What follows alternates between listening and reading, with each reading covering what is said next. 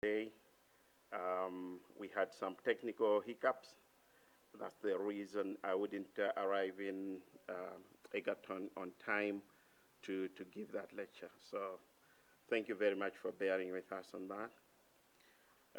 I realize again that it's late in the afternoon and almost the last talk of the course, in which case you've already gone through a lot of equations, including this morning on selection index. You've also gone through a lot of computer programming and all that. So I will spare you equations this evening. I will try and just talk about the theory, the philosophy behind phenomics, and try to get into the nitty-gritty of that, because I think it will be fair enough to leave that to next time. The other thing that I should mention is the fact that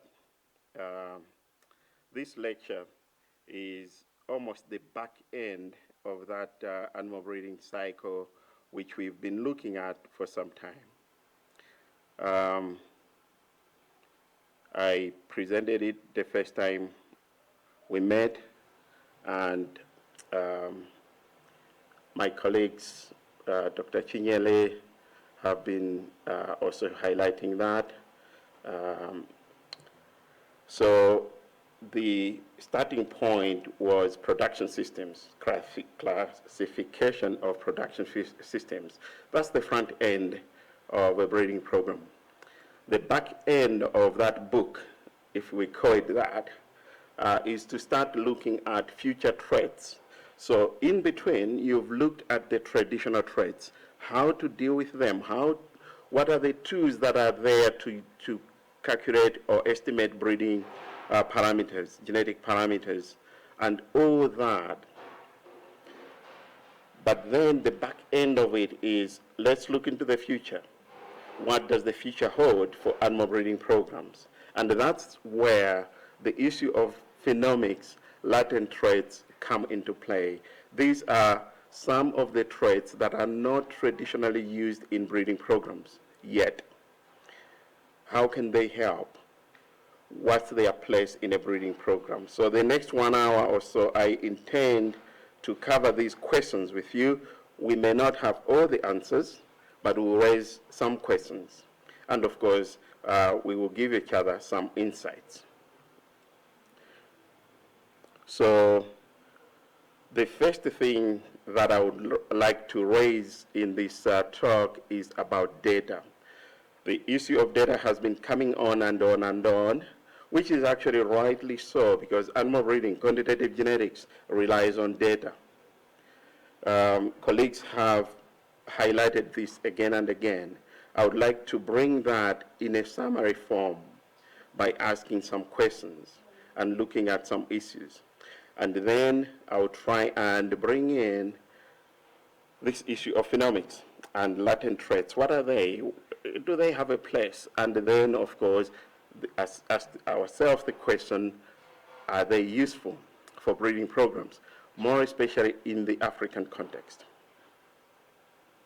So, the question of data has been raised, and if I summarize that in one slide, we could actually look at different sources of that data, or different types of those data, and then the sources of those data. So production systems, where we started from. The data needed there are mostly obtained through surveys, through the description of production systems, through expert opinion. All this is already available and easy to obtain. Easy if you know what you're doing and if you design your research tools very well. It can be complicated. Prof, the slides are not moving. The slides are not moving. Yes. Okay, I will need some help then, because Then they can put it also on a presentation mode. Right, so let me stop sharing. and start sharing again. Thank you very much for highlighting that to me. Let's see if that works. Can you see the slides now? Yes, we can see. But they are not in presentation mode. Yes. All right, let's try and do that. This is the problem of changing systems. Every time I press on presentation, it's not working. So we will try and very quickly get some insights into that. Yes, they are okay. Is that okay now? No, okay. Wonderful, wonderful. So that's my outline, data and its issues, phenomics and latent traits, and ask that question, how useful are these things? So we were here. Data types, data sources. Production systems, if you know where to look and how to describe them, these can be easily done. But one of the things I should highlight is, for a long time, as animal breeders, being quantitative people, we've always relied on quantitative descriptions of those production systems. But actually, more and more, qualitative methodologies of social scientists are becoming more important in defining those production systems, because there are some of those production systems, more especially in the African context, that are not the standard production systems that you find in textbooks. You will agree with me, one of the production systems that is prevalent in West Africa, East Africa, is pastoralism in different shapes, forms, and sizes. Some people describe that as a lifestyle, but actually, when you start digging deeper into it, you realize that it's not just a lifestyle, it's a resource use need that drives that production system. What types of resources? Feed and water. We currently had a project in Tanzania following pastoralists having collars on cattle and using satellite imaging to trace where those animals are. And you will, if you actually superimpose the data, you can easily see that they're spending more time in areas where there are more resources. In areas where there are not a lot of resources, they are moving on very quickly. So what I'm saying is, actually, the traditional way of describing production systems may not apply at times. So one still needs to spend some time there. The three other sources of data that have been discussed in this course are the animal performance data, pedigree data, and also genomic data. Now, what is important is to realize that these data are coming from different sources as well. I hope the computing system is still working, because I've been seeing funny things on my computer. We lost you again. The presentation disappeared. The presentation disappeared. Yeah. It looks like my computer and the system in Egerton are not really agreeing on doing something they are designed to do. Hopefully you can see it now. Yes, it's back. Just All right, okay. Please don't feel shy to let me know if things are not working. So what we'll try and spend a lot more time on are these performance data, pedigree data, and genomic data kind of area. This is where phenomics come into place. The production systems that we covered very well and will not spend a lot of time on. Now, this issue of data, if I may summarize it even further, the way I look at it is that there is a dilemma. There's a quandary somewhere, because, and we've done this by doing several surveys in Africa, one of the issues that has been raised about animal breeders is, and let's be very critical of ourselves, Sometimes the members of the general public don't even know why we are there. They don't know what we are doing, and they don't see the results somehow, but that's the fact, that there is that perception of what are these breeders doing? Where is the genetic progress they talk about? The animal breeders, when you actually conduct surveys of animal breeders, one of the things they complain about, and Oluinka Opola conducted one of the surveys on data, and also there is a current one which is going on from CTLGH. One of the questions that, or one of the issues that animal breeders are saying is, yeah, but there's no data to demonstrate that genetic progress. Should we ask the farmers to record? The farmers are actually saying, why should I record? I don't see the immediate use of those data. Who will pay me when I do the recording? Maybe we should ask government. And then if you talk to civil servants or policymakers, they're actually saying, look, a lot of what we do are programs that are 4 years, 5 years, because the government of the day wants to see results. And in this course, we've discussed quite a lot, and even Tobias mentioned that animal breeding is actually for the future, which is true. It's for the future populations. Now, if a government of today is there for 5 years and you're telling them that we can only see genetic progress in 15 years or in 10 years, they will actually not be interested. And this is the kind of quandary that has been going on and on and on for several decades now. These questions are keeping going around. So as ABNet, we should start thinking of things like, how do we create current value of the data by then projecting into future production systems, which is for the breeding. This is where I ask some questions without answers.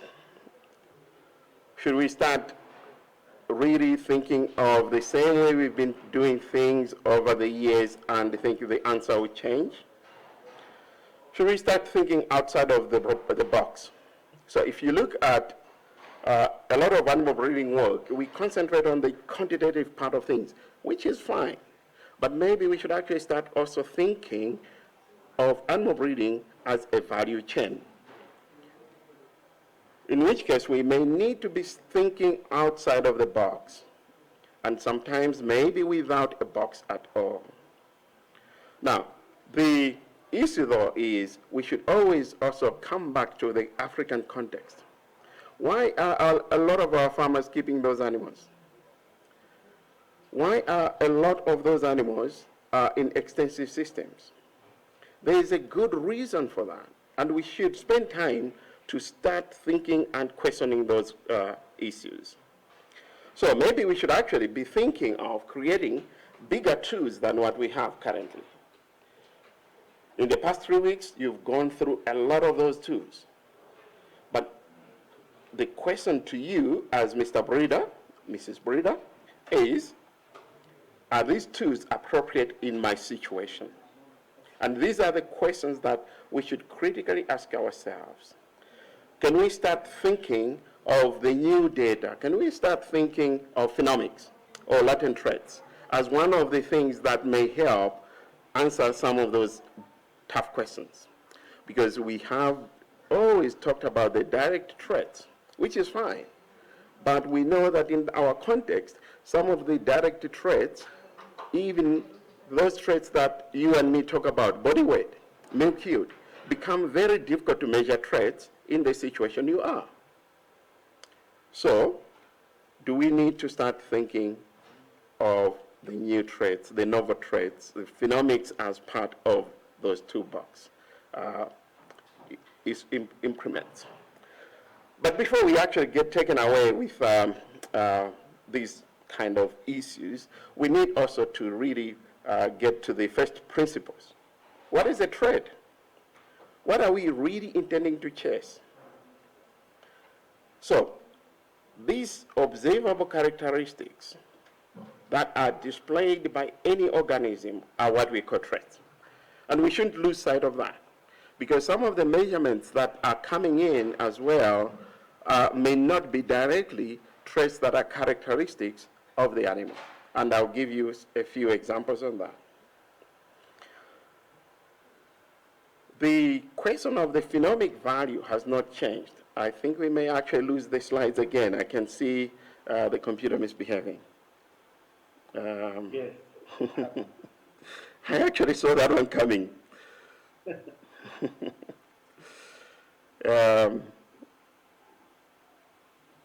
Okay, let's try. Right, okay. And you will excuse me, I'm coming from a code of -5 degrees in Stuttgart to 25 degrees in Egerton. And that gradient may actually make me lose some of my immediate adaptational traits. So you will excuse me if some of the traits are exhibiting themselves. All right. So one of the things we should be aware of, though, is the fact that some of the traditional definitions of traits do not take into consideration the space, state, nature of some of the traits, some of the phenotypes. So state, how they exist, and space, where they exist. And this state thing also considers the time factor. So an easy example is growth rate. We measure growth rate as change in body weight, obviously. But actually, if you start slicing that in very small time spaces, you realize that that change is continuous. And that's kind of a dimension that sometimes may be the one that captures what we really want to capture. In that case, then, what are these things? What's this thing called phenomics? So the current use of the word phenomics refers to the phenotype as a whole. And this is based on, or the phenome, as they call it, which is a definition coming from evolutionary biology. In which case, the definition of phenomics may be wider than what we would consider in animal breeding. It's the whole phenome, and we will see what that means very quickly. Which means then phenomics is the acquisition of these high-dimensional phenotypic data from this phenome thing. And it is on an organism-wide scale. So starting from the cell to tissue to organs to the organism. It's at all those levels. In which case, it is important to keep all that into perspective. That what we see as a growth rate in a cow, in a sheep, in a pig, at cell level may have been expressed as a completely different thing. But then why would these phenomic data be necessary? Remember I talked about the evolutionary biology?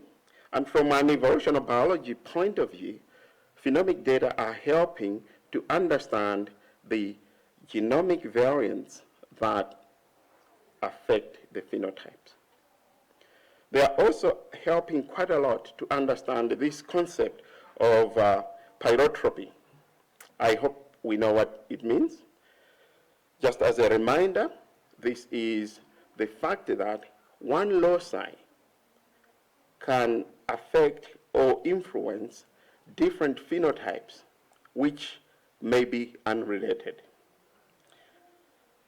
One gene can affect several phenotypes that may not be related. In human medicine, they have found some genes that affect, as an example, heart health, the same gene affecting liver health, and the same gene affecting eye health, so blindness. The phenotypes seem not to be related at all, but they are all controlled by the same gene. This is where Phenomics is really helping us to start disentangling the things that are affected by the same gene, the phenotypes that are affected by the same gene. The third effect of Phenomics is that it's furnishing us with a lot of raw data. And these raw data are needed to decipher these cause-effect complexes between the phenome and the genotype, which then includes issues of health, yield, resistance to disease, and even fitness. So Phenomics is now throwing out to us a lot of data that's helping us start looking at the cause-effect relationships. And it's this third level that I would like us to discuss more, at least in the 1 hour that we have. So, as animal breeders, the phenotype may be more informative to our immediate user of our information. The policymaker that I talked about earlier on, the farmer that I talked about earlier on.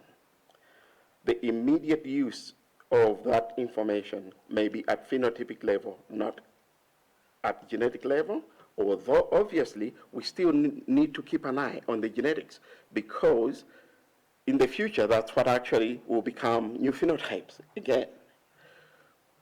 So the simplest justification of starting to concentrate on Phenomics is the fact that the characteristics of organisms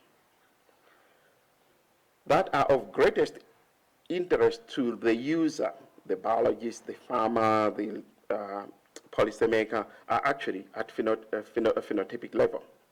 So we can actually harness that, the power of the phenotype, to implement in our genetic improvement programs. Examples of some of these, like I said, would be things that farmers care for: death of their animals, diseases in their animals, fertility, reproductive activity, which sometimes people confuse between fertility and reproduction activity. Animals can be reproductively very active but not fertile, so we need also to decipher that. Yield, efficiency, resistance to pests and parasites, all those are things of immediate interest. Maybe those are things that we need to start from to capture this power of the phenotype in order to make sure we can still get our genetic progress in the future. Things like adaptation. Climate change is becoming a big issue, so adaptation to human-induced changes or even nature-induced changes, all these are becoming issues that attract attention. So maybe by actually starting to capture that, that's where we may start making a lot of progress. Now, let me also, before we start looking at some of the examples, kind of clarify, there's usually in the literature this kind of comparison between phenomics and genomics. That analysis may actually not really be very helpful, or that analogy may not be very helpful, because as we've seen throughout this course, genes don't change, they are there. The combinations may change, but it's a fixed component in that sense, but phenotypes change. So the gene that control growth rate is there, but my growth rate will change over time, as an example. So it's important to actually take these two things, and one that contributes to the other, one that supplements the other and not one that replaces the other. It's that is important. So we're not really saying, let's go phenomics and throw away genomics. That's not the case. These two things complement each other. And as I've tried to demonstrate earlier on, the phenomics are contributing to the data, which then we can use to describe the phenotypes that we can work on. If I may map this issue, we will see that the simplest way of putting it is we could have a genotype space and a phenotype space. Most of the time, when we are lucky, we get a few genes that are controlling the phenotype, or so many genes that control the same phenotype. But now we are also seeing that there are some individual genes that control several phenotypes. That's the traditional map. But at the same time, we should also realize that the external environment, although we take it as an additional component, it is actually very important. This morning, Chinyere emphasized on the importance of accurate genetic parameters and the importance of accuracies. One of the things that affect those accuracies is actually this external environment. And we need to make sure that as we are doing this mapping of the genotype, phenotype, we really describe that external environment very well, because these things are always interrelated to each other. So it is important to make sure that we do that, because when we don't do that, we'll actually realize that we are missing out a point. Because most of the phenotypic data, if we really classify it well, we may not even come close to describing the whole phenome. We may come close to describing the whole genome. This has been done in several species now, but it would be very difficult to really come any close to describing the whole phenome.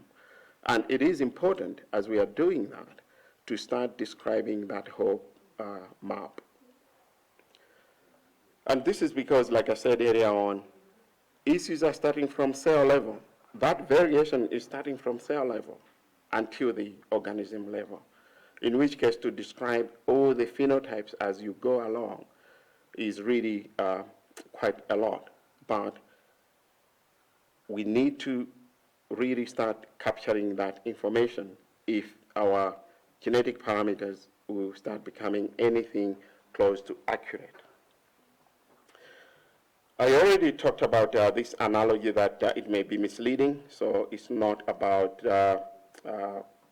pitting genomics and phenomics. It's actually things that work together. One of the things that is important as well for phenomics is to realize that it's not always only used for explaining the variation. It's also used to explore that variation. So discovery of new traits, new genes, new things, novel phenomena in the biology is actually one of the things that phenomics may help us with. And of course, there's all this continuous measurement of data, which then generates a lot of data and leads to the issue of big data, which is not just about the volumes. It's also about the dimensions. So a lot of us, when we talk about big data, it's about volumes, but it's not actually just that. It's also about the dimensions. And those dimensions are, like I said, from cell to organism, but also the dimension of time. As time changes, these relationships, these phenotypes, these characteristics start changing. The question then is, so there comes one of the big questions, can this be useful in animal breeding, or can it just bring confusion? I'll let you answer that question in spare time. The other thing that I wanted us to raise questions on is the concept of latent threats. Until recently, most of the animal breeding programs have used direct threats: milk yield, somatic cell count as an indicator of mastitis, growth rate, so body weight, all these, scrotal circumference, all these are direct threats, things you can measure directly. But actually, some of the important threats are those that you can infer on the observations. And these are those that are called the latent threats, the indicator threats. They have a relationship to the things that we want really to improve. They have a phenotypic relationship to the things that we are interested in. And remember, I've used deliberately the word phenotypic relationship there, because these are indicator traits of those traits that we are interested in. So I gave an example of somatic cell count, for example, as an indicator of mastitis. Somatic cell count on its own can be a direct measure of quality of milk. Somatic cell count can also be a latent trait because what you are interested in is to reduce mastitis, which is a disease issue. So high somatic cell count, so in literature, the International Dairy Federation, for example, quotes, if you are looking at quota level, somatic cell count of more than 100,000 cells per milliliter of milk is considered that quota is mastitic. So you can see there you are now starting to infer mastitis based on some threshold that you've gone beyond in the cell count. So at times there are some direct measures that are related, but some of them are actually these inferred traits. And these are those that are the latent traits, things that you are inferring on. They are usually proxies, or referred to as proxies, because they are not really the things we are directly interested in. The things that we are directly interested in could be very difficult to measure traits. And the easier to measure ones become the proxies to these traits that we are interested in. Latent traits can also be used together with the direct traits to improve the accuracy in combination. So you can actually create a synergistic effect of accuracy there by combining the direct traits and these inferred ones. The important thing, though, is to make sure that you are not double counting. What do I mean by double counting? Autocorrelation. So when there is autocorrelation, you start double counting, and that's not really good for any genetic improvement program. Because remember the selection index this morning? If you have traits that are autocorrelated and you put economic values on both, you actually will create a problem for yourself rather than create a solution. Some of the latent traits are also very useful in accounting for the environmental effects. So remember, I labored on talking about the environmental effects. Some of the latent traits help us to account for that very easily. In which case, when you are putting in that selection index, you then can allow for these relationships to already be accounted for. What are some of the enablers of latent traits? Remember I said up to now, not a lot of breeding programs use latent traits, but what's really driving them now? So a lot of developments in the omics, phenomics, genomics, proteomics, and all those have really helped to start getting a lot of data that was very difficult to get previously. And then starting to help us even look at some of the mechanisms of inheritance, mechanisms of epigenetics.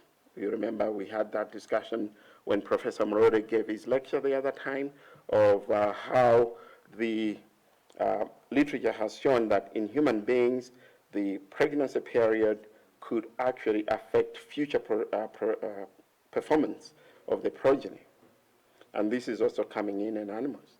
So, these kind of data. And these are the kind of things that are now helping to really tease out things that people are using as latent traits. The availability of genomic data, you've discussed this with Professor Rekaya, Professor Mrode, and others, Enyu Neguse. So now genomic data are becoming more available. The technologies are becoming cheaper.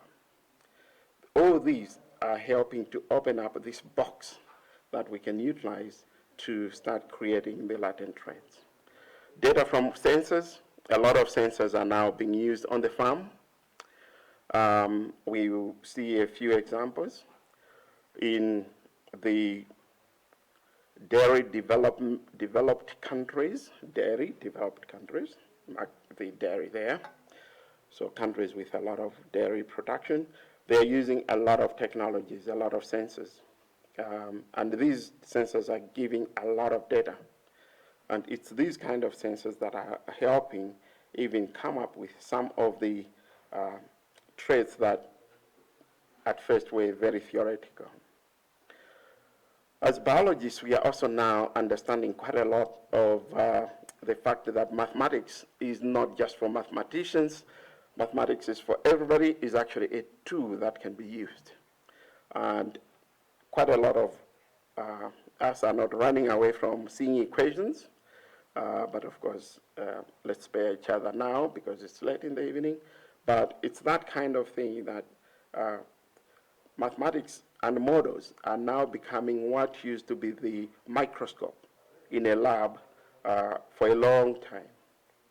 And this is actually important because it's actually these tools that are helping to bring in a lot of these latent traits into the fore.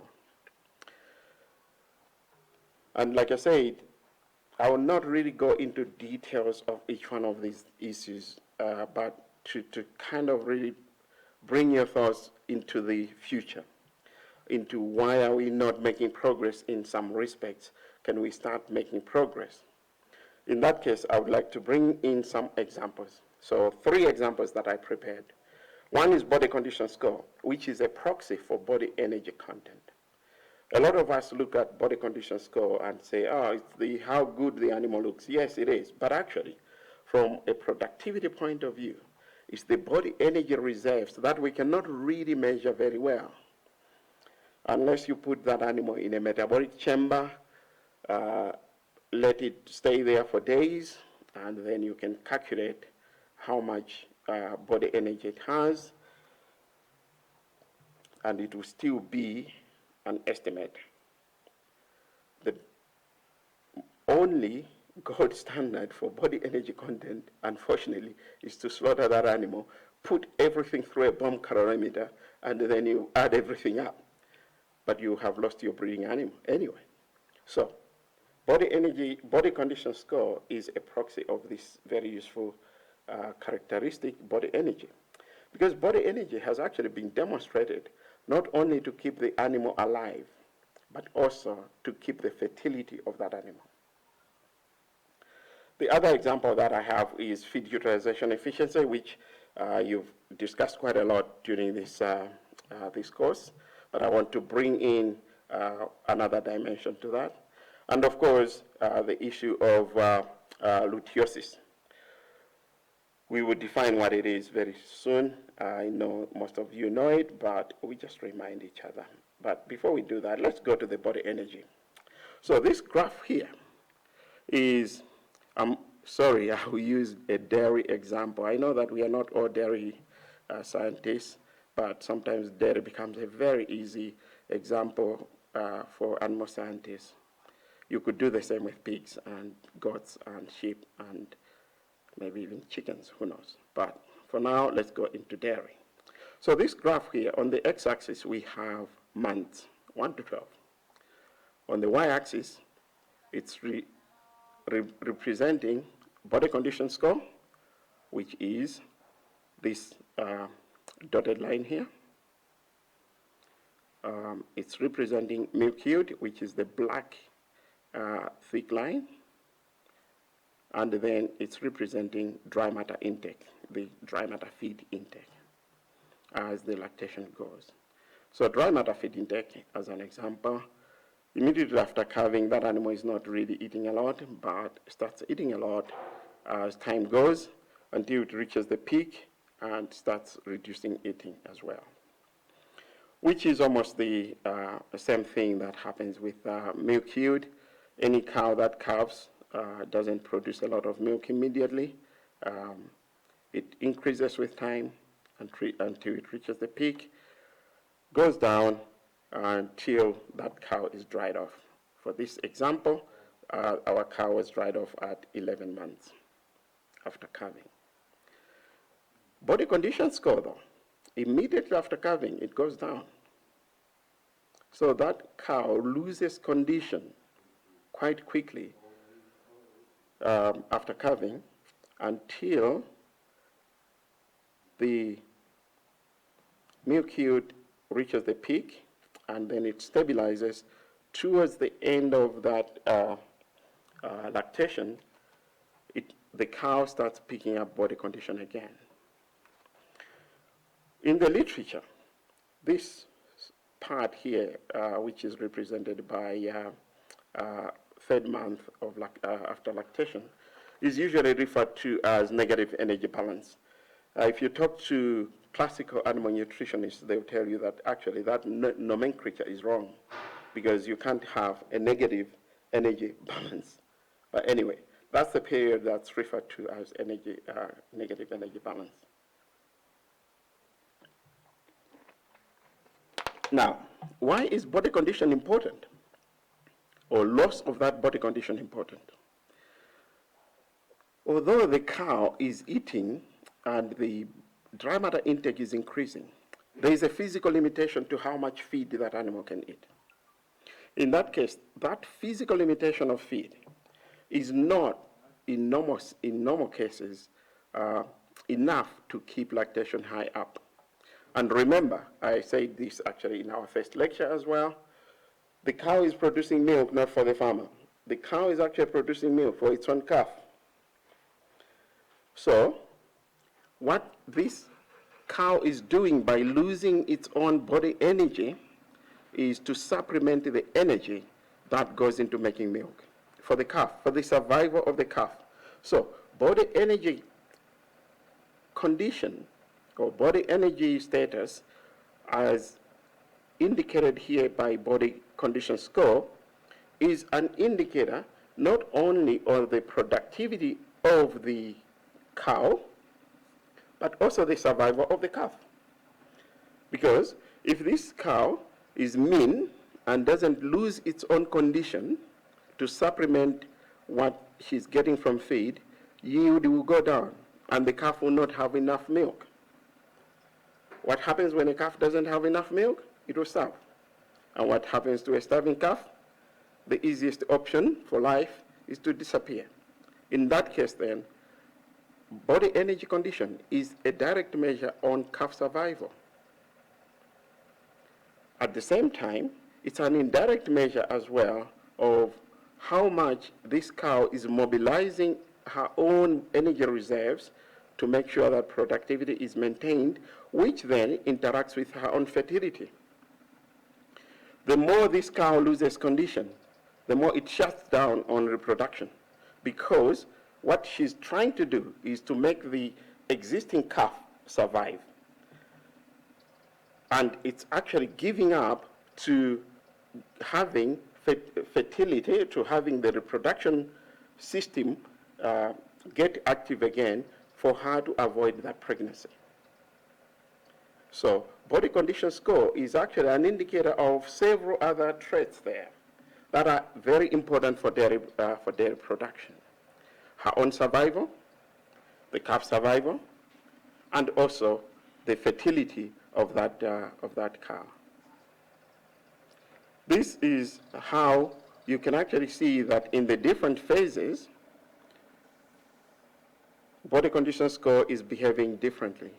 And it's because biology is actually listening to what's happening By the end of that lactation, the cow realizes that now my calf doesn't need a lot of milk. My calf can actually survive on grass.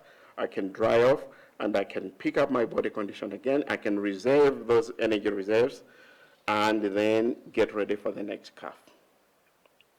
So body condition score is really not just how beautiful that animal looks, has a lot of biology behind it that we can capture, because these are the issues that will make the farmer lose their money or get a lot of money. This picture here is just an example of how this body energy, body condition score can be determined. The classical way is actually somebody trained with an eye and a hand. They go on the back of the animal and palpate and give it a score. Usually the European system is a scale of 1 to 5, but there's the American system of 1 to 9. They are all talking the same thing. The important thing, though, is when you are looking at a zebu, or a zebu derivative, or a zebu cross, it is actually very important not just to pick this body condition score from elsewhere and use it, but actually to put it in the zebu context. Because the zebu cow may look fat when they are not actually very fat. And it's just because of how they are.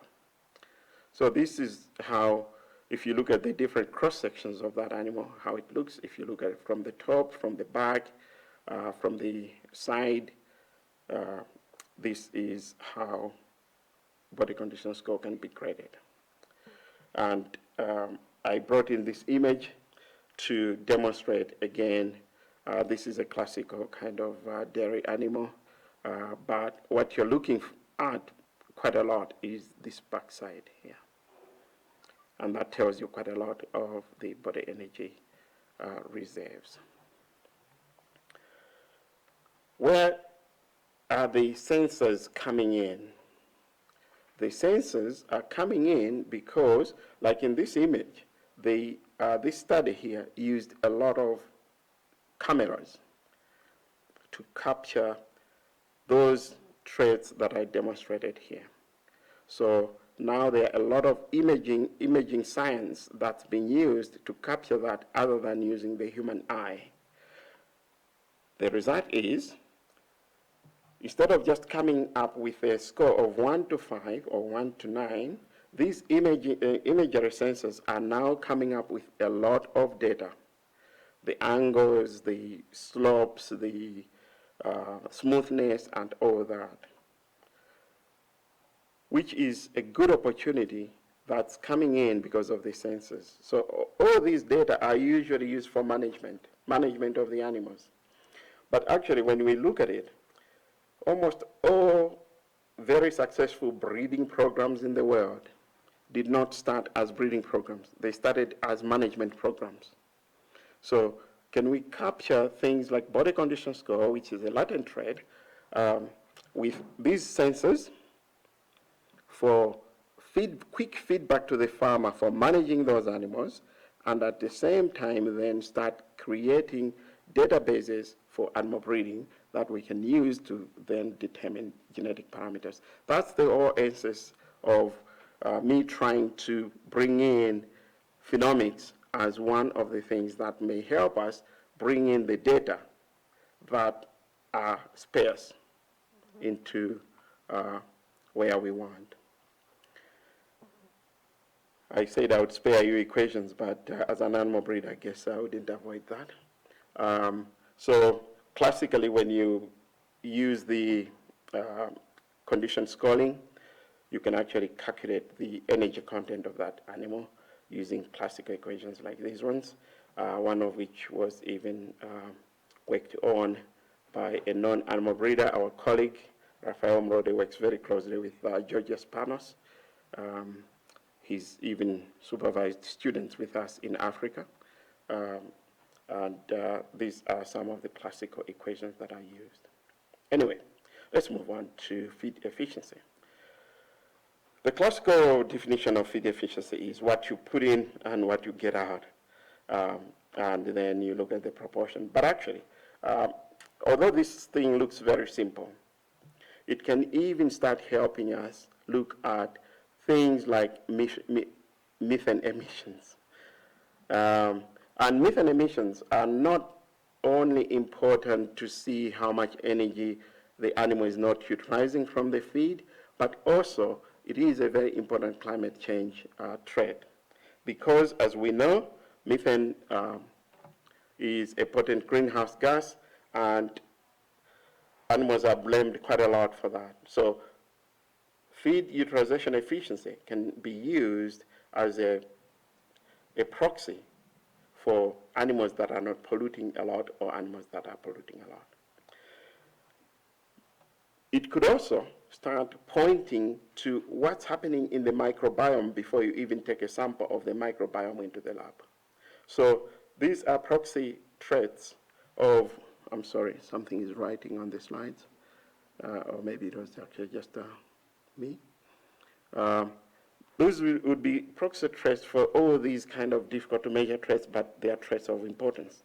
The microbiome is becoming an important issue because science is now telling us that quite a lot of the production that's happening at the phenotypic level is also being affected by the microbiome. So that environmental effect is not just the physical environment, but the biological environment that exists, the biological ecosystem that exists within the animal. And there are other feed efficiency traits. Some of these were described or discussed.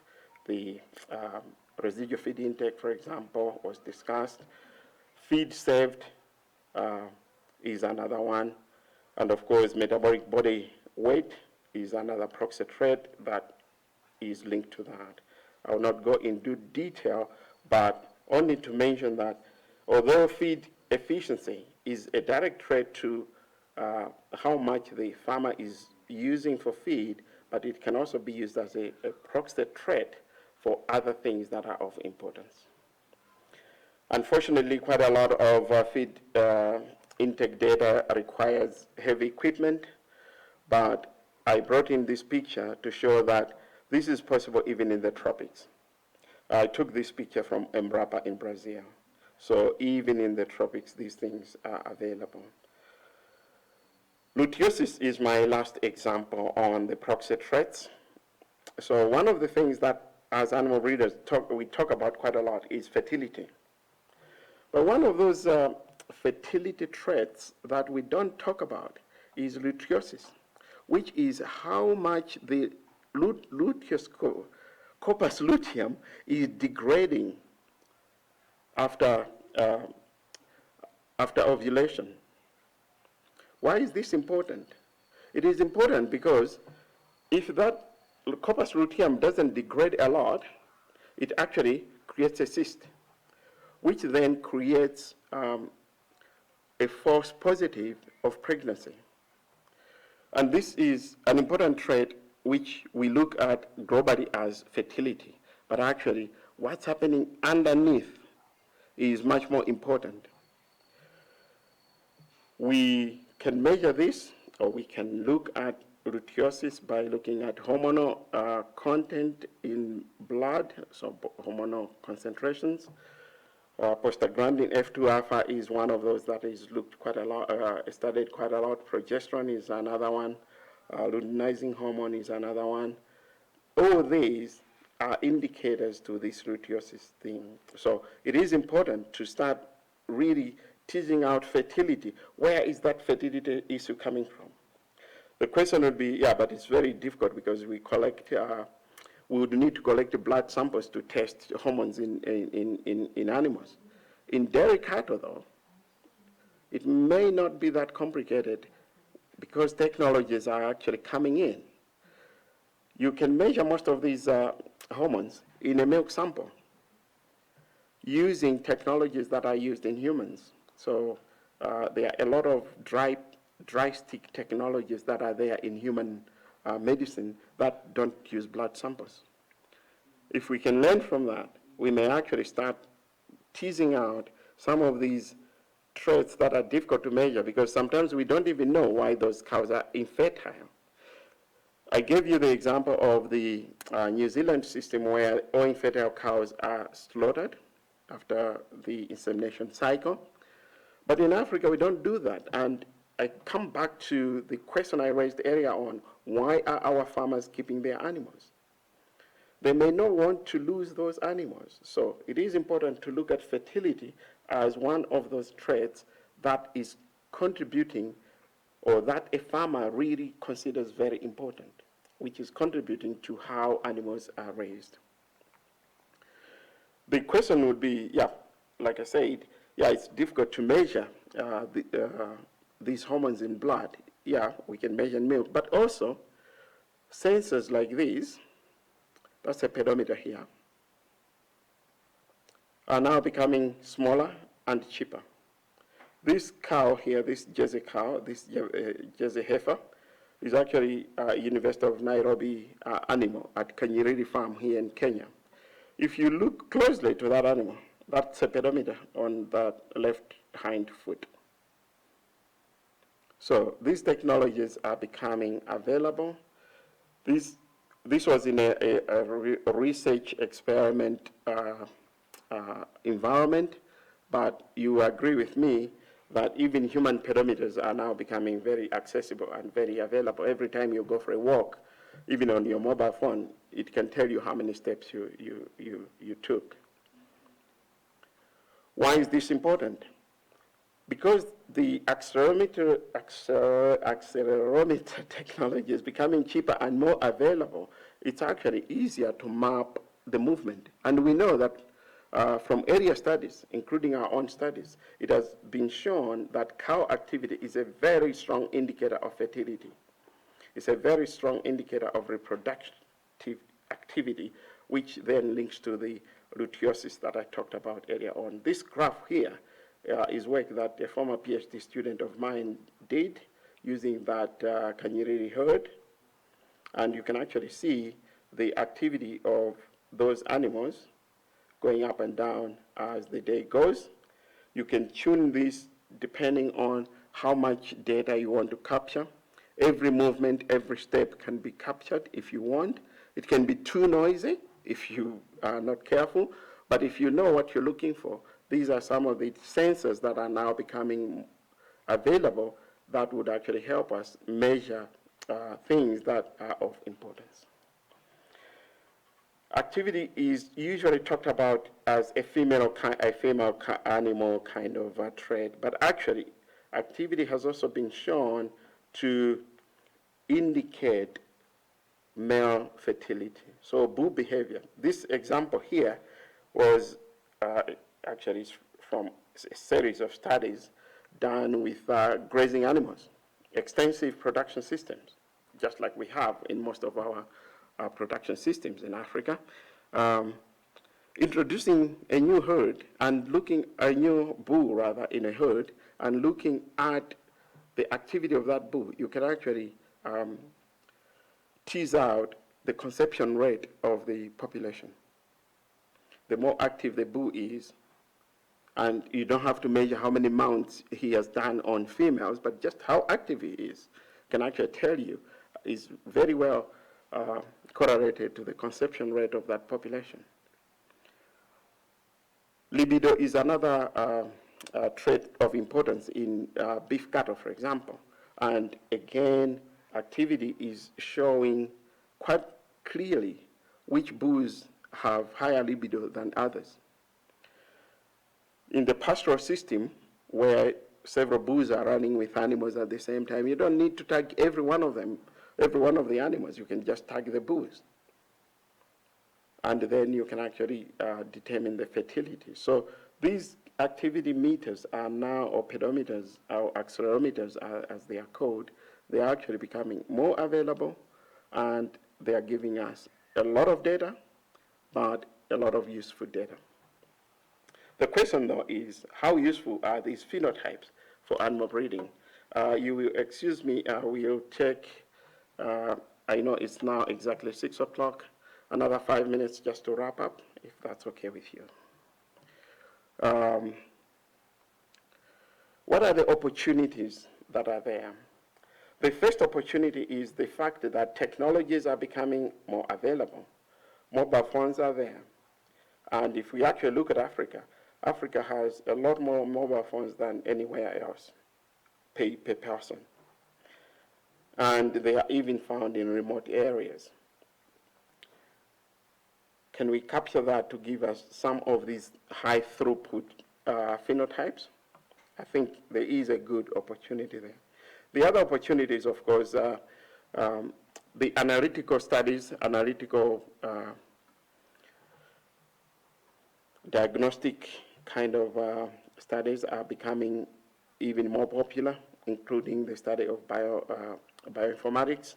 All these are actually giving us the tools that really can help us decipher all that information into useful, or all those data into useful information that can be used. The use of dynamic models, it's becoming more acceptable that modeling is not just about the genetic estimation models, the blobs and all those, which are very useful. I love them, I use them, but also the dynamic modeling, the time series data analysis is becoming more and more popular and more understood, in which case these are the kind of opportunities that we should capture as animal breeders to make sure that we can start really teasing out and bringing in the phenotypes that are needed to do our breeding programs. Because whether we like it or not, phenotypic data is still an important component of any breeding program. The other thing that's really making these phenotypic data very accessible, I showed there some pedometers, I talked about mobile phones, but it's actually the apps that are there. And most of the apps, I just did a Google search of apps in livestock and very quickly came up with this screenshot. Some of these are actually used in Africa. So these apps are now becoming very user-friendly, very popular. I know that the International Livestock Research Institute, for example, is also developing some very useful apps, which are in the hands of extension workers, in the hands of farmers, in the hands of scientists. These apps are a big opportunity for us to embrace in order to start capturing those data that are used or can be used to help us deal with those dilemmas I brought in at the beginning. Now, the other question is, these latent traits, do they have any genetic component? And can they give us any genetic trend? The answer is yes. Again, depending on what you're looking for and how you calculate these things. This is a very simple example from metabolic body weight. Metabolic body weight is a latent trait in itself because you don't measure metabolic body weight, you calculate it. What you measure is body weight. And in this study here, it's showing that even in different breeds, so this study is with Jerseys, with Nordic Reds, and Holstein Friesians, you can actually see genetic progress in all of them. So there is a genetic component in these latent traits, and they can actually show genetic progress. All sounds good and well, but there are always challenges. So some of the challenges with phenomics are that we have high volumes of time series data. Sometimes these can be overwhelming to anybody who looks at them. They may not make sense, they come with noise. It is important to take time to study these data before we actually jump on them, but actually, although that's a challenge, it's not a problem. It's only a challenge to be surmounted. The other challenge is, of course, the use of all these mobile phones, these technologies, the digital innovations. They are good and well, but sometimes it's not the mobile phones themselves, or it's not the digital technologies themselves, it's the platform on which they work, internet. Because you're talking about high volumes of data. That can be challenging at times, and that can actually pose a big challenge. I mean, Hello, sir. Hello, sir. yeah, let me just finish this slide, then we can have a discussion, if that's okay We with can't you. hear you very well again. Oh, you cannot hear me very well. Yes. Okay. The sound is not clear. Oh, the sound is not clear. Sorry, I thought it was a question on the content. Yep, so the very helpful team here is looking into that. I hope the sound will come back. So I'll just come very close to the microphone. So the danger is that some of the issues are not really the technologies themselves, but the platform on which those technologies are. So internet, we just had our own challenges. Maybe you just wait a bit, they sort out the sound. We can't hear you. You can't hear me at all? Uh-huh.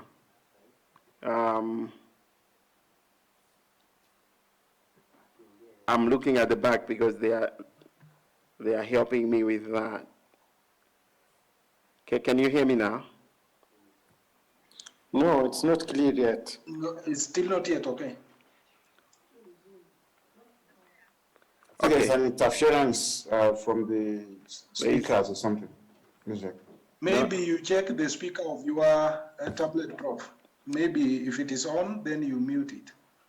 Okay, that means I'll stop sharing so that I can see exactly what's happening.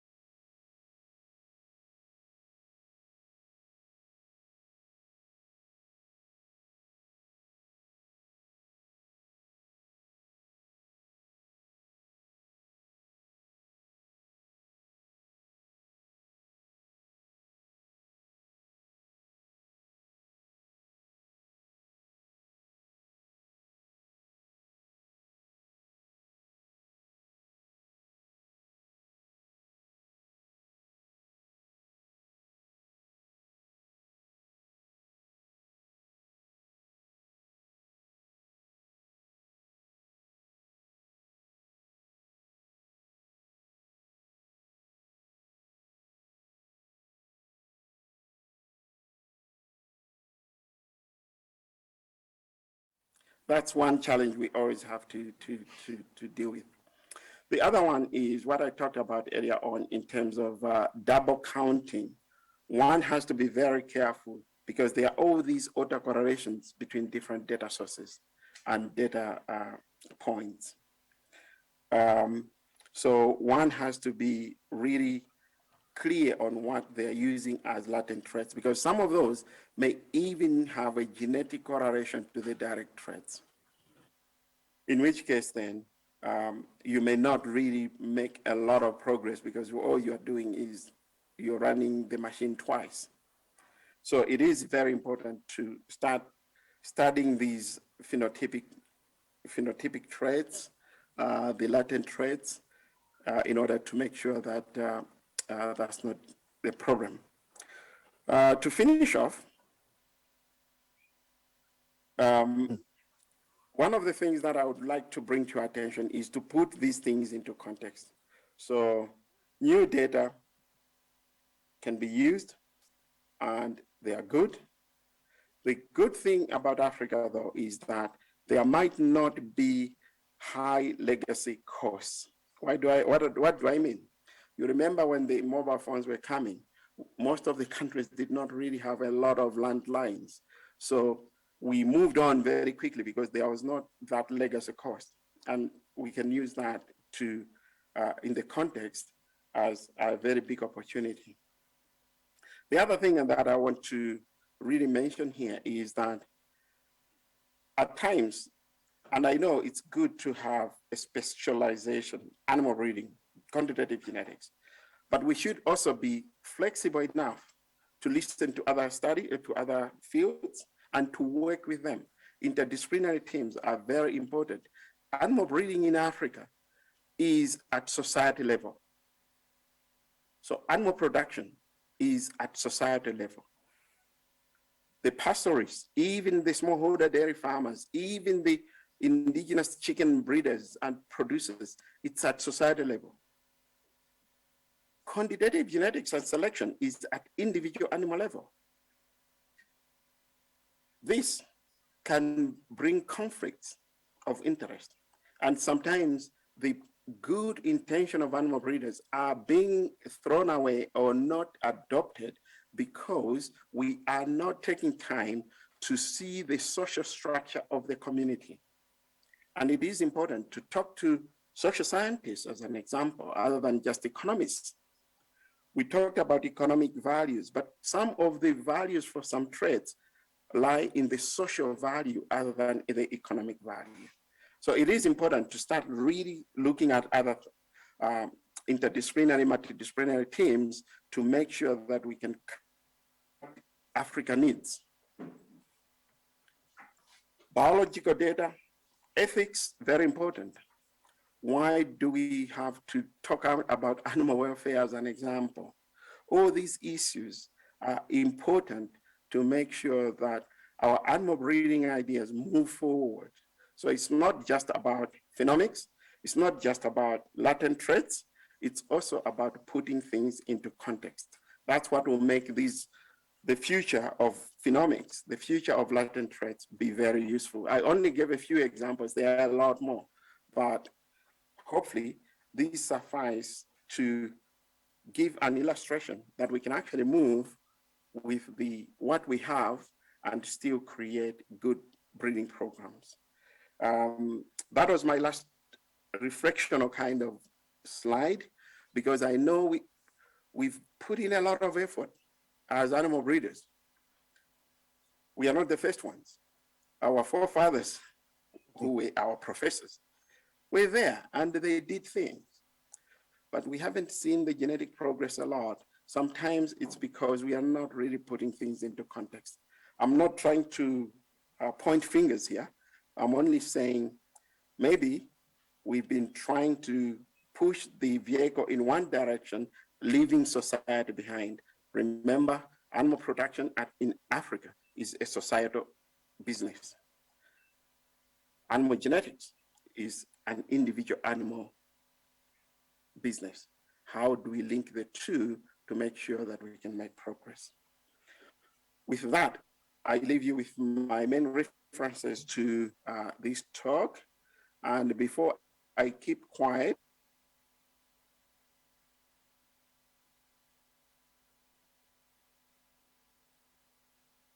for participation, but more especially, I should also thank the team behind all the sound or the coordination. There's a control room. You can't see it, but I can. And I would actually want to say a big thank you on behalf of all the teaching faculty in this course to these guys. They've done a wonderful job, and they deserve our appreciation. And also, I mean, I know that there will be a closing ceremony tomorrow, but on my own behalf, let me thank people like Tobias who have really worked very hard in organizing all this to enable us, some of us, travel from one place to another and enjoy the ambience of Egerton University. So with that, I would like to open up.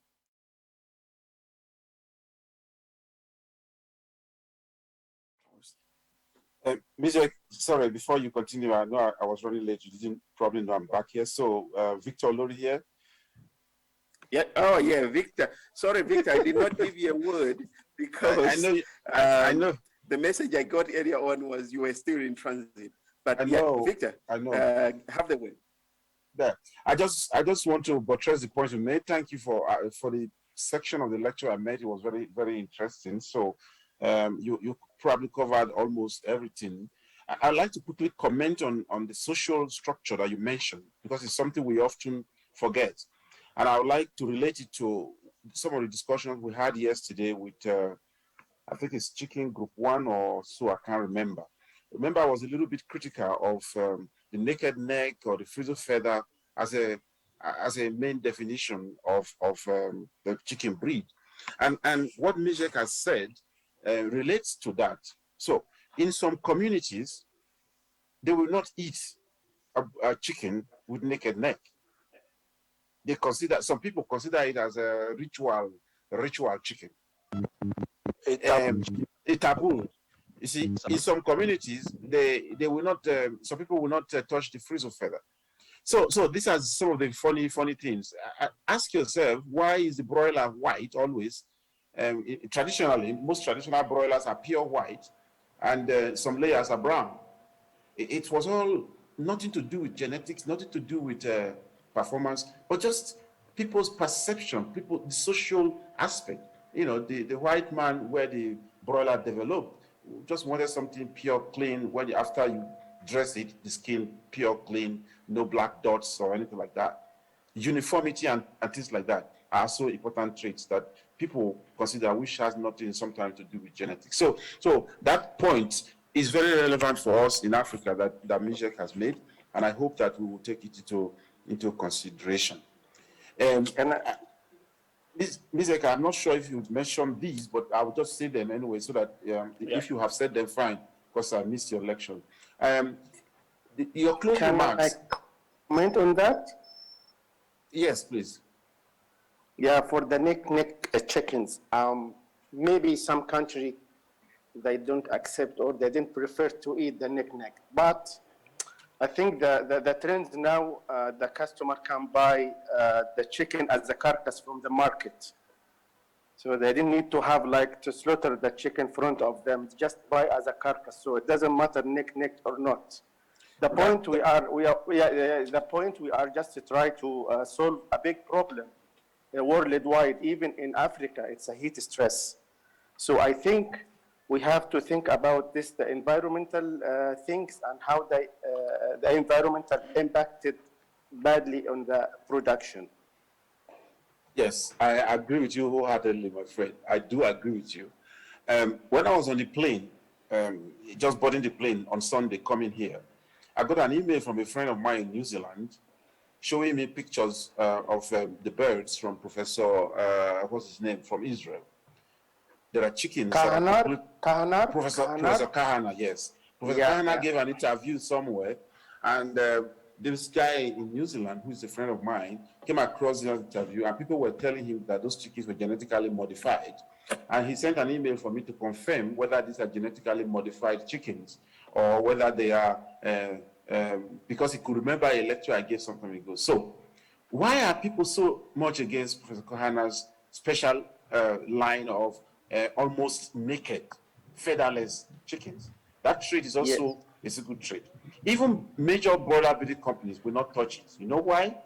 Because of people's perception on the welfare of the animal that doesn't have chickens with feathers. Because our perception of a chicken is that it has feathers. So nature, God gave that chicken the ability to be able to survive without feathers and to be able to dissipate heat better. And as my friend Sam Agre will say, nothing goes for nothing.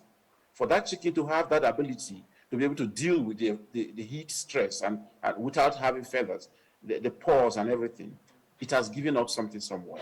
So I'm not saying that it's wrong for us to use these things. I work in a broiler breeding company, and my company has naked neck broilers. Okay, so but the point I'm making is that in Africa settings, where we are breeding for the small scale, smallholder indigenous things, we should consider this social. I didn't know the word to use yesterday, but Mijek has used it correctly. The social aspect, as well as the economic aspect, as well as the biological aspect of the birds. These are the unique traits that we will have to come up with in order to bring about breeding for uniqueness in our community, because it's a community affair, as I said. So I like these traits. I like the naked neck chicken. It's one of my things I love a lot. And I'm not against your proposal, but what I was saying yesterday is the indigenous component of your cross should not be based on these major genes. Okay. Yes, yes, okay, it is fine. Just would like Yeah. short comments about that. Yes, it was just a comment.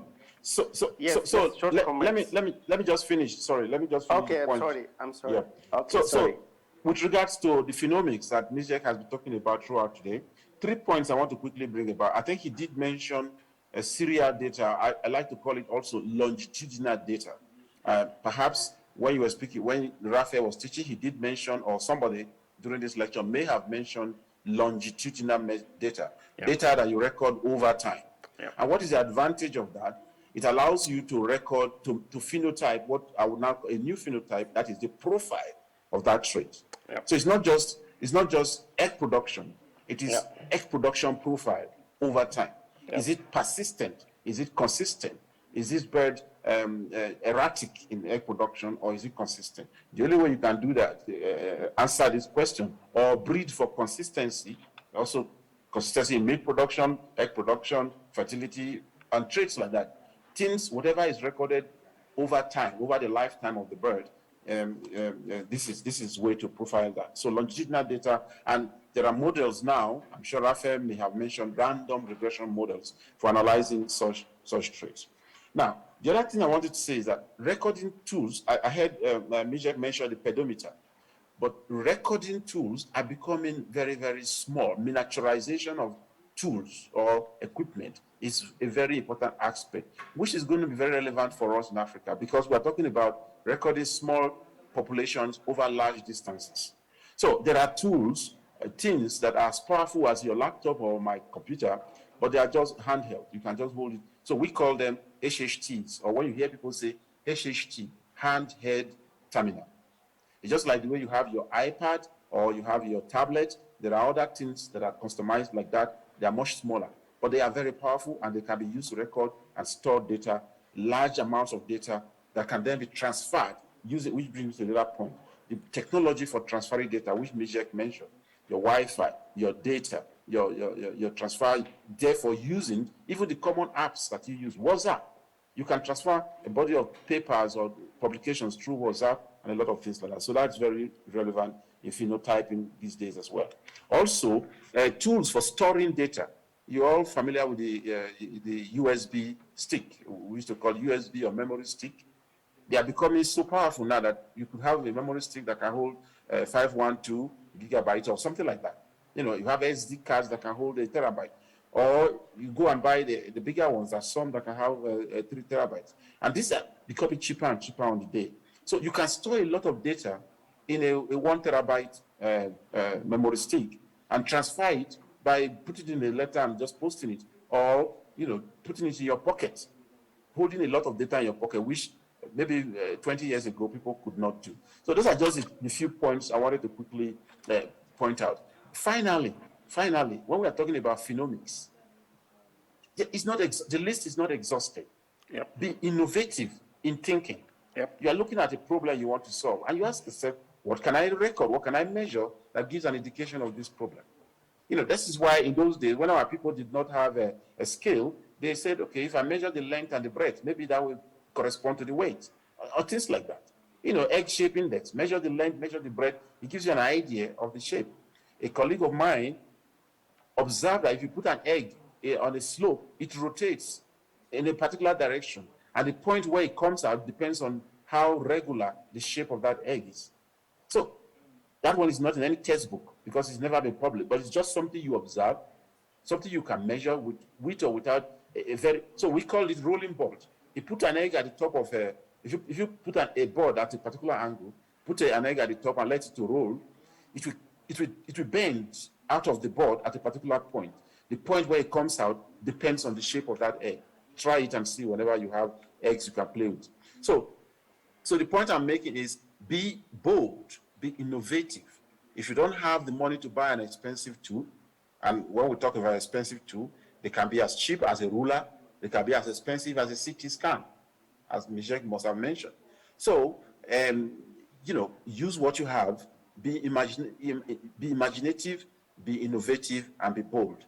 What's important is you now have tools for analyzing the data depending on how you measure the accuracy of your measurement. I don't want to go on, and I think these comments are just sufficient for me. Thanks for your attention. Thank you very much. Thank you very much, Victor. It's really good that you missed part of my lecture as well, because then this really cements the fact that we did not collude on what you just said, but it really adds on very well to the things I talked about. So your last statement, for example, think board, I put it differently. I actually said, think without a box. So think outside of the box and even think without the box. So thanks so much, Victor, for summarizing it that well. Any other comments? Thank you, sir.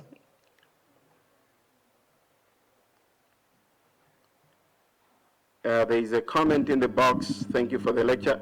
You're welcome.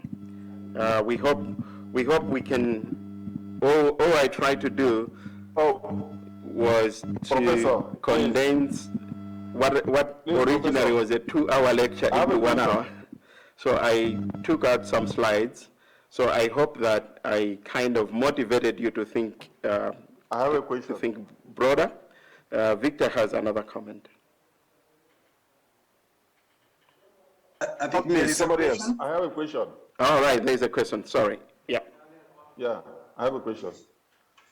Yeah, please go ahead. The first question is, yes, the first question is for Professor Shakunda. Yep. Yeah. And I want to know for the accelerometers.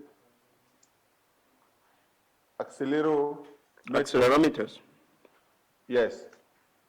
There is a thing like this for chicken? The answer is I've not worked with them myself, but I've seen them for chickens. Yes. For chicken, okay. They are smaller.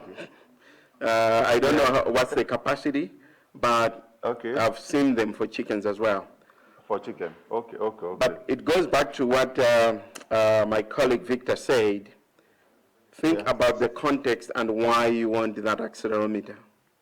If it's just activity, just because you want to show off that you have new gadgets on your research farm, then it's a different motivation from I want to measure something that goes into chicken breeding.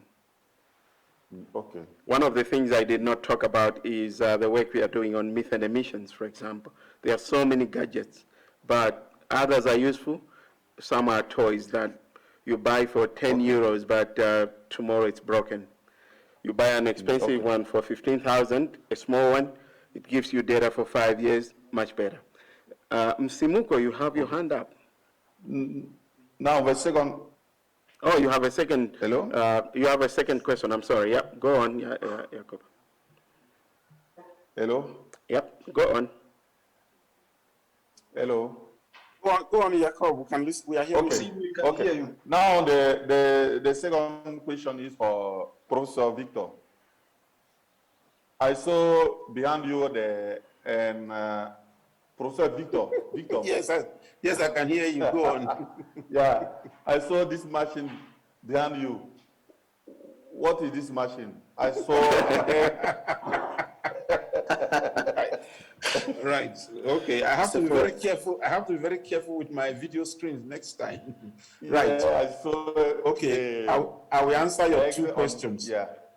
I will answer your two questions. Your first question, which Shagunda has answered it correctly.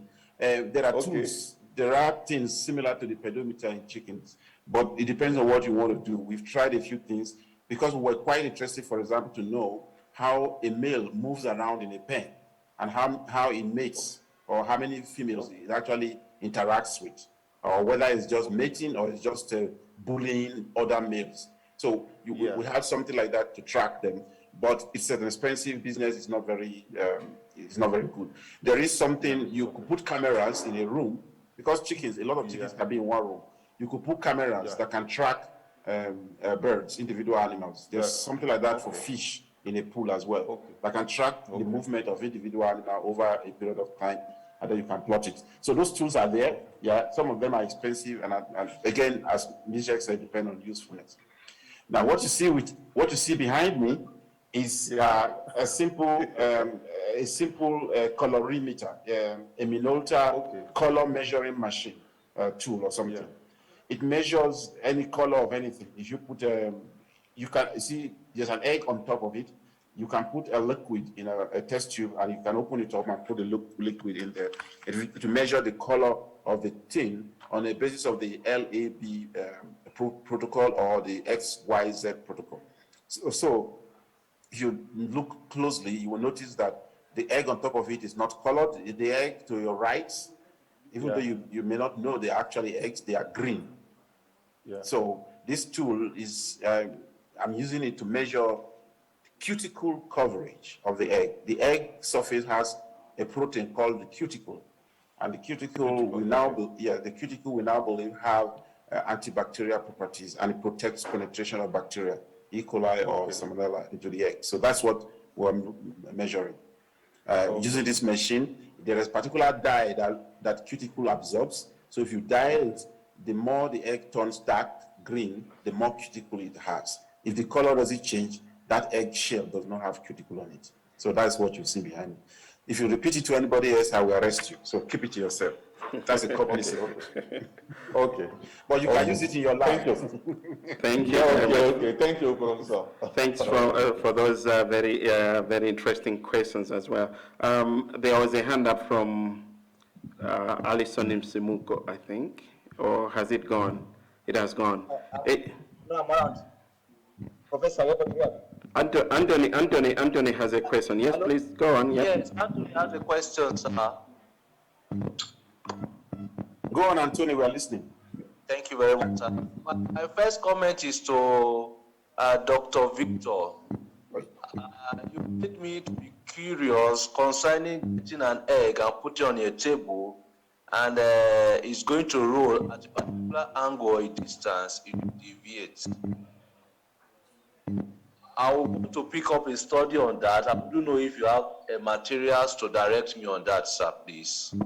No, I don't have any published materials of that, because this man who observed this in my company would try to develop it, and there are too many variables. Okay, we were trying to use it as a protocol to measure egg shape, but the simplest and the most accurate measure of egg shape is measure the length of the egg using a caliper and the breadth of the egg, and then you calculate what we call a shape index, width over I think it's width over length times 100. So you get something that ranges from up to 100. So that's the best and most accurate measure of egg shape. So don't waste your energy with egg roller board, because it depends on the angle at which you raise it. So this guy was developing it from scratch. But if you want to develop it from scratch, it's good. One, you have to make sure when the egg rolls out of the board, it doesn't break. So you have to have something to capture it. Two, you have to play with the angle at which the board is raised. And then when it rolls, it rotates out of the board at a particular distance from the way you put it on the board. And that tells you an idea. Then you have to find a way to correlate that with the shape of the egg. So it was something innovative, but we tried it, but we then realized it's easier to measure the length and the breadth of the egg. Okay. Yep. Thanks so much. We will take the last question, which is coming from Mustafa Nassa. Just for the interest of time, I think it will be important to do that. Yep. I appeal to give Ellison Musimiko, because her hand was up earlier on, or he. I tried to give him the floor, but several times it didn't work. Ellison, are you still there?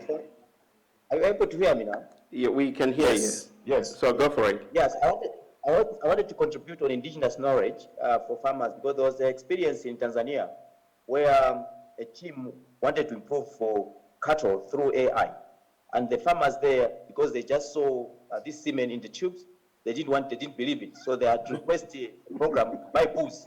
So as they were moving the semen from the bulls, they were aware that this semen is from the bulls. So I just wanted to have that. Yep. Very important. Yeah. Thank you very much, Ellison, for that very practical example, because it's not just in Tanzania. I know of another country where immediately the AI inseminator leaves, the farmer brings in a bull, and their belief is, yes, and they always say, AI needs to be escorted by a bull. That's how they put it. Yes. So as an animal breeder, you see a pregnancy from that cow Who is the sire? It could be anyone. It could be anyone. Thank you very much for that comment. It's very vital. Let's go to Mustafa, and then we'll finish with Zablon. Yes, thank you. Just a short comment about the neck genes or Dr. O'Leary. The aim of the project, what we already proposed, just to create or to develop two lines, feather lines and neck lines, just to satisfy the societal needs in Africa. For example, in Ghana, they don't care if it's feathered or necked. In Egypt, the same. In Cameroon, yeah, my colleague said we don't like it. So, yeah, that's why the breeding program is quite wise over the Africa, just to satisfy what's the customer preferred. In addition to just, okay, the trend, world trend, we will have the chicken as a carcass, used as a live body. Okay, thank you. Okay. Thank you very much for that comment. Okay, thank you. Yeah. Let's go to Zabron.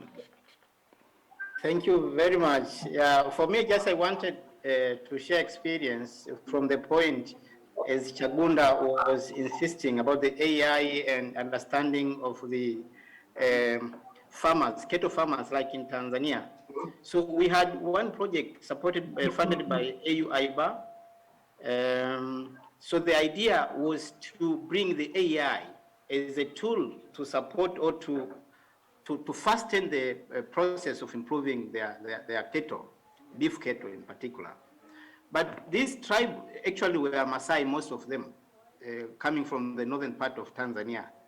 They were, everyone saying, no, how come you want to introduce your hand inside our stomach, or inside our animals? This is not acceptable. So we came up with a solution and bring them to, we have this national artificial insemination, where we are keeping the bulls trained.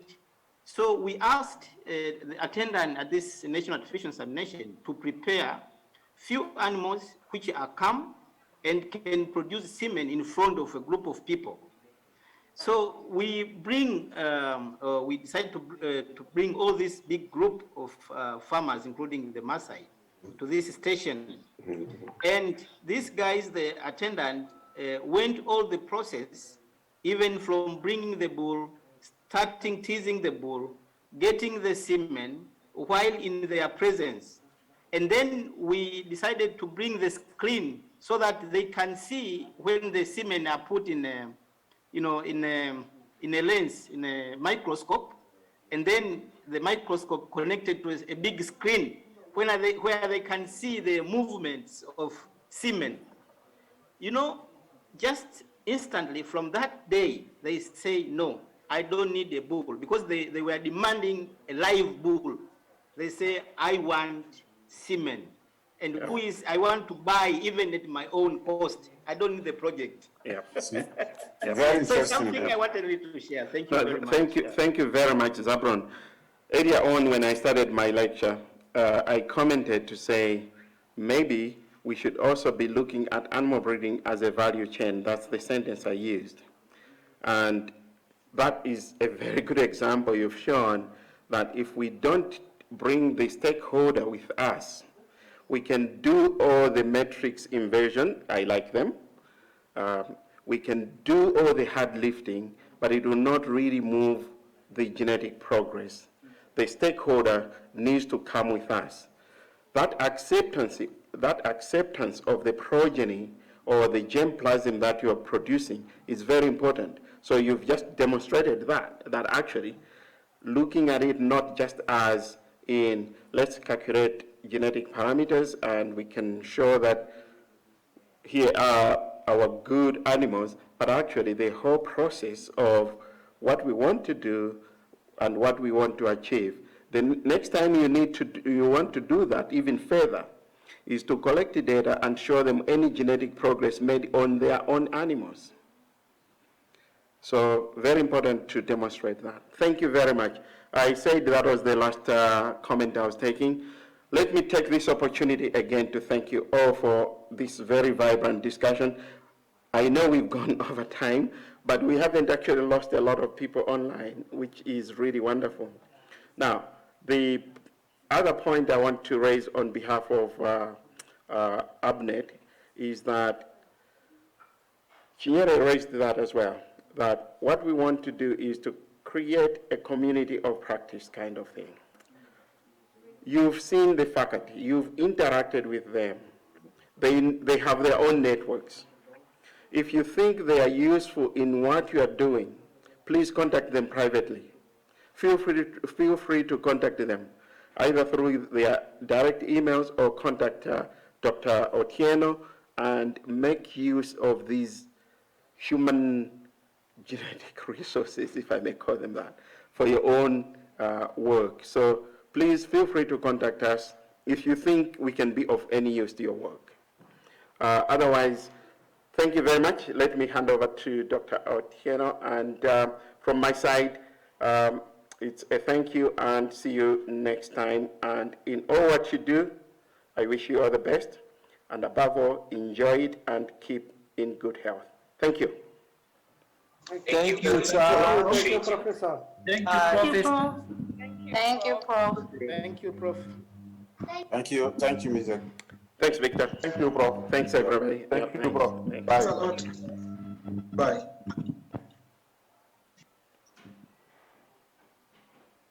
Anything, Tobias, or should we go? Nothing much from me. I would just want to appreciate the talk.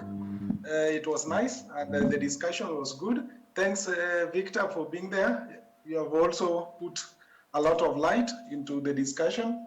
And I like the slide where everybody was complaining or blaming each other. The consumer blaming breeder, breeder blaming the farmer blaming the government wants the votes. Be careful, because I can patent that, then you pay for it, because that's my own. So you can call it, one day you can call it a Mizek Chagunda model.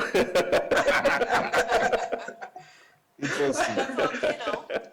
Yes. I just wanted to ask if it's possible that we get a photo of everybody at the end. So I hope that there'll be an opportunity for everyone to turn on their camera, and then we'll take a picture. That'll be so good. A brilliant idea. I think we can do that maybe on the last day. Okay. Yes, I think that would be a great idea. Thanks a lot for that. Thank you, Chinyere. I'll see you tomorrow, right? Yes, sir. Yes. All right. All right. Bye-bye, and enjoy your time. Tobias, so sir. tomorrow starts Yes, what Victor. time? What time does we start tomorrow? Tomorrow at 9. Okay. I think it is at 9. Let me just confirm. So Yes, what it time? will be at 9, and it will be led by Sammy. Okay, so we join Sammy. It will be about the project presentations. Okay. So we'll see you tomorrow at 9 then. Thanks a lot. See you tomorrow at 9. Cheers. Bye-bye. Say hello to Bye-bye. Kanye for me. Okay.